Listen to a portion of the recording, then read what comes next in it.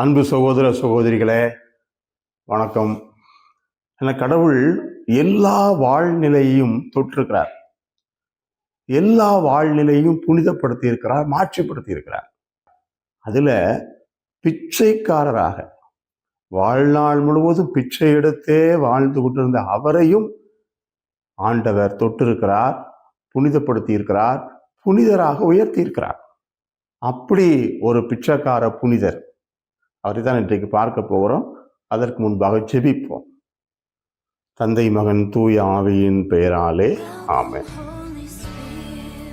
பரலோகத்தில் இருக்கிற எங்கள் பிதாவே, உம்முடைய நாமம் அர்ச்சிக்கப்படுவதாக, உம்முடைய ராஜ்யம் வருக, உம்முடைய சுத்தம் பரலோகத்தில் செய்யப்படுவது போல பூலோகத்திலும் செய்யப்படுவதாக. எங்கள் அனுதின உணவை எங்களுக்கு இன்று அளித்திரளும், எங்களுக்கு தீமை செய்கிறவர்களை நாங்கள் பொறுப்பது போல எங்கள் பாவங்களை பொறுத்திரளும், எங்களை சோதனையில் விழவிடாதையும் தீமையிலிருந்து எங்கள் ரட்சித்திரளும். ஆமென். பிச்சைக்கார புனிதர் அவருடைய வாழ்க்கையில நம்ம தெரிஞ்சுக்கிட வேண்டியது நிறைய விஷயங்கள் இருக்குங்க. நான் படிக்க வேண்டியது நிறைய இருக்கு. அவருடைய பரிந்துரையும் மிக வல்லமையான. நான் பிரான்ஸ் நாட்டில் 1748 மார்ச் மாதம் 26 பிறந்தார். அவர் அப்பா அம்மாவுக்கு 15 பிள்ளைகள். இவர் தான் மூத்தவர். அவங்க அப்பா அம்மா ஆண்டவர்கிட்ட வேண்டிக்கிட்டாங்க, இந்த 15 பிள்ளைகள்ல ஒரு பிள்ளை குருவானவர் ஆகணும், இந்த மூத்த பிள்ளை நான் குருவானவர் ஆகிறேன் தன்னை ஒப்பு கொடுத்தார். அவர் கஷ்டப்பட்டு படிக்க வச்சாங்க. 12 வயசு வரைக்கும் படித்தார்.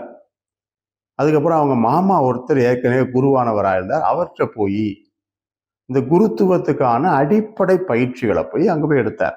டிராப்பிஸ்ட்ங்கிற ஒரு சபை, நம்ம கிளாய்ஸ்டர்டுன்னு சொல்கிறோம்ல, 4 சுவர்களுக்குள்ளே வாழக்கூடிய தனிமையான எளிமையான, அதில் போய் சேர்ந்தார். அங்கே போனார், கொஞ்ச நாள் இருந்தார். அப்புறம் அவங்க பார்த்தாங்க, தம்பி உனக்கு வயசு ரொம்ப குறையா இருக்குது, இந்த வயசில் எடுக்க வேண்டாம், நீ போ, பின்னாடி வான்னு அனுப்பிட்டாங்க. வீட்டுக்கு வந்துட்டார். பாருங்க, சபையாக அலைஞ்சாரு. அவருடைய ஆசை நிறைவேறலை. என்ன செய்ய? இப்போ வீட்டுக்கு போக முடியாது. ஏன்னா வீட்டுக்கு போனால் என்ன சொல்லுவாங்க, நீ வீட்டில் இரு, எல்லாரையும் மாதிரி வேலையை பாரு அப்படின்றவாங்க. ஆனால் அவருடைய லட்சியம் ஆண்டவருக்கான ஒரு வாழ்க்கை வாழணும். அப்போ ஆன்மீக குருவான்கிட்ட கேட்டார். கேட்டுட்டு அப்படியே நாடோடியாக தன் வாழ்க்கையை ஆரம்பித்தார். உலகத்தில், அதுலேயும் குறிப்பாக ஐரோப்பாவில் இருக்கிற எல்லா திருத்தலங்களுக்கும் திருப்பயணம் போனார். காலால் நடந்து போவார். பிரான்ஸ் நாட்டில் திருத்தலங்களுக்கு போனார், ஜெர்மனிக்கு போவார், சுவிட்சர்லாந்துக்கு போவார், இத்தாலிக்கு போவார். ஏன்னா இத்தாலியில் அவர் அடிக்கடி போகக்கூடிய திருத்தலம் புனித லொரேட்டா திருத்தலம். நான் இப்போ 2 நாளைக்கு முன்னாடி அந்த வீடியோ போட்டிருந்தேன், இதுக்காகத்தான் போட்டேன். புனித லொரேட்டா திருத்தலத்துக்கு அடிக்கடி போவார். அவருடைய கடைசி காலத்தில், அவர் நடக்க முடியாத காலத்தில் கூட வருடத்துக்கு ஒரு முறை இந்த திருத்தலத்துக்கு போவார். எல்லா திருத்தலத்துக்கும் திருப்பயணம் போவார். பல மாதங்கள் யார்கிட்டையும் பேச மாட்டார். தனிமை, அவருடைய வாழ்க்கையில தனிமை. ஏன்னா அந்த தனிமையில ஒரு அமைதி, அந்த தனிமையில இயேசுவோட இருந்தார். அந்த தனிமையை இயேசுவின் அனுபவமாக பார்த்தார். அவருக்கு என்ன அவருடைய பெரிய சொத்து? ஒரு சின்ன ஒரு பை, ஒரு மூட்டை வச்சிருப்பார், ஒரு தோளில் தூக்கிட்டு வருவார். அந்த மூட்டையில ஒரு கட்டளை ஜெபம், பிரிவரி, கிறிஸ்து வழி வாழ்வு, அந்த புத்தகம், இன்னும் ஒரு சில பக்தி ஜெப புஸ்தகங்கள். அவ்வளோதான். வேற ட்ரெஸ் எல்லாம் கிடையாது. அவர் என்ன ட்ரெஸ் போட்டிருக்கிறார், அந்த ஒரு ட்ரெஸ் தான், வேற ட்ரெஸ் எல்லாம் கிடையாது. அவ்வளோதான் அவருடைய வாழ்க்கை. இப்படியே போவாருங்க. எங்க படுப்பாருன்னு தெரியல. கிரவுண்ட்ல படுப்பாரு, தெருவில் படுப்பார், ரோட்ல படுத்து கிடப்பார், எங்கனாலும் படுத்து கிடப்பாரு. ஆனா ஒரு வீட்லயோ ரூம்லயோ படுக்க மாட்டார். அவருடைய ஆன்மீக குருவானவர் அருட்தந்தை மார்க்கோனி, இவர் இறந்ததுக்கு அப்புறம் அவர் தான் இவருடைய வாழ்க்கை வரலாறு முதல்ல எழுதினார். அவர் சொல்றாரு, பாவசங்கீர்த்தனம் கேட்கறதுக்கு அவர் என்கிட்ட வருவார். அவர் அங்க வரும்போதே இங்கேயே பயங்கர நாத்தம் அடிக்கும், உடம்பு பயங்கர துர்நாற்றம் அடிக்கும். அவர் வந்தாலே நான் ரொம்ப கவனமா இருப்பேன். ஏன்னு கேட்டா, உடம்புல பூச்சி புழு எல்லாம் இருக்கும், அதை பத்தி கவலையே பட மாட்டார்.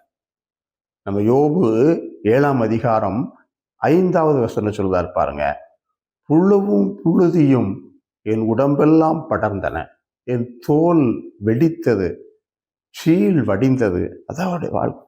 பயங்கர நாத்தம் அடிக்கும் உடம்பெல்லாம். ஏன்னா ஒரே ஒரு ட்ரெஸ் தான், ஒரு ட்ரெஸ் கிடையாது. அப்படிதான் வாழ்க்கை பூரா வாழ்ந்தாரு. நாற்றம், அதனால என்ன ஆகும்னா, அவரை பார்த்தாலே எல்லாம் மூஞ்சியை திருப்பிக்கிட்டு தூரம் பக்கத்துல யாரும் வரமாட்டாங்க. அவரை பார்த்தாலே வெறுப்பான்.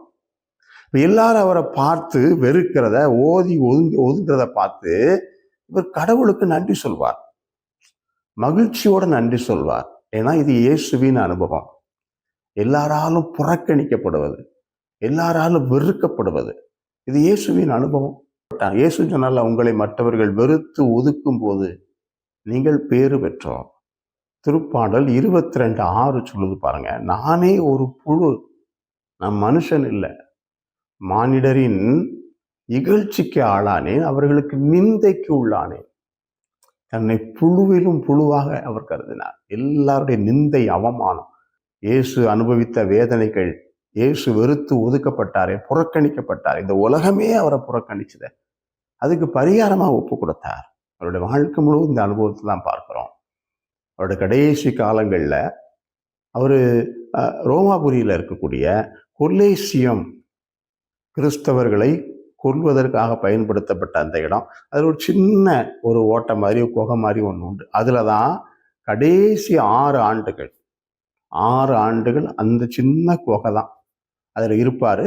பக்கத்தில் சாந்தா மரியா ஆயிமோந்தி அப்படிங்கிற ஒரு பெரிய மாதா கோயில், அங்கே தான் போவார் திருப்பலிக்காக, ஜபத்துக்காக, நற்கருணை ஆராதனைக்காக. ஏன்னா இவருக்கு 40 மணி நேர புனிதர் அப்படிங்கிற பேர் உண்டு. இவருடைய வாழ்க்கையில் இவர் அடிக்கடி செஞ்சது 40 மணி நேர தொடர் நற்கருணை ஆராதனை. இந்த 40 மணி நேரமும் முழங்காலில் இருப்பார். அவர்கிட்ட போய் கேட்பாங்க, என்னங்க இப்படி முழங்காலில் இருக்கிறீங்க அப்படின்னு சொல்லுவாராம். வானதூதர்கள் கடவுளுடைய மாட்சிக்கு முன்னால முகத்தை மூடிக்கொண்டு அவ்வளவு மரியாதையாக வணக்க செலுத்துறாங்க. நான் யாரு? நான் ஒரு புழு. நாங்கள் ஆண்டவர் முன்னால முழங்கால் இருக்கிறது பெரிய விஷயம் இல்லை. 40 மணி நேரம் நற்கருணை ஆராதனை செய்யக்கூடியவர். அந்த ஆலயத்துக்கு தான் போயிட்டு வந்துக்கிட்டு இருந்தார். புனித வாரத்தில் ஒரு புதன்கிழமை அதே மாதிரி சாந்தா மரியா ஆயிமோந்திங்கிற ஆலயத்துக்கு அவர் போகும்போது, அங்கே வழிபாட்டில் கலந்துட்டு திரும்ப வரும்போது படியில் இடறி கீழே விழுந்தார். அப்போ பக்கத்தில் இருக்கிற ஒரு கறிக்கடைக்காரர் அவரை தூக்கிட்டு போய் அவரோட வீட்டு மாடியில் வச்சுருந்தார். சிகிச்சை கொடுத்தாங்க. கடைசி அருட்சாதனங்கள், நோயில் பூசல் எல்லாம் கொடுத்தாங்க. அங்கே இறந்து போனார். 1783 ஏப்ரல் 16 அவர் இறந்தார். ஒரு பைசா கூட அவர் சேர்த்து வைக்க மாட்டார். அடுத்த நாளுக்கும் சேர்த்து வைக்க மாட்டார். இப்போ வாங்கிக்கிட்டு பக்கத்தில் உள்ளவங்க கொடுத்துருவார். ஒரு பணக்காரர் இதை பார்த்தார். நம்ம கொடுத்த காசு பத்தலைன்ட்டு நம்மளை கேவலப்படுத்துறதுக்காக எல்லாரும் கொடுக்குறான் பாருங்க. அடி அடி அடி கொஞ்சம் அடியாக வாங்கியிருக்காரு. அந்த தெருவில் நடந்து போகும்போது போலீஸ்காரங்க அடிப்பாங்க, பார்க்குறவெல்லாம் அடிப்பாங்க. அப்போ இயேசுவின் அனுபவமாக அதை பார்த்தார். இயேசு பெரிய வெள்ளி, பெரிய வேளன் எவ்வளோ அடி வாங்கினார். இதை இயேசுவின் அனுபவமாக பார்த்தார். ஏதாவது சாப்பாடு கொடுப்பாங்க, இவர் சாப்பிட்டது போக இவருக்கு தேவை போக மிச்சம் இருக்கிறத எல்லாருக்கும் கொடுத்துருவார். அவர் பணத்தை ஆசைப்பட்டதில்லை, பணத்தை வைத்திருந்ததில்லை, பணத்தை பயன்படுத்தியதில்லை.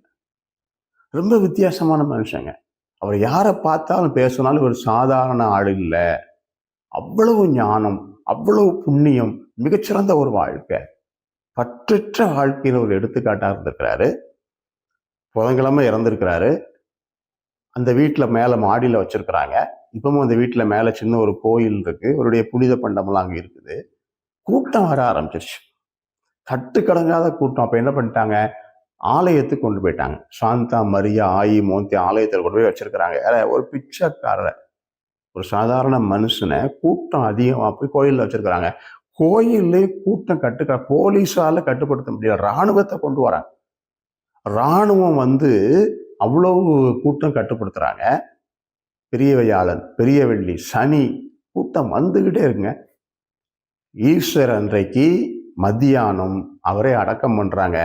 அடக்க திருப்பலிக்கு கர்தினால்கள், நூற்றுக்கணக்கான ஆயர்கள், நூற்றுக்கணக்கான குருக்கள், துறவிகள், கூட்டம் பயங்கரமான கூட்டம். சாதாரண பிச்சைக்காரன் எவ்வளோ பெரிய மாற்றியை கடவுள் கொடுக்காரு பாருங்க. ஆண்டவரோடு ஆண்டவருக்காகவே வாழ்ந்த ஒரு வாழ்க்கையில மிகப்பெரிய மாற்றி. அவர் அடக்கம் பண்றாங்க.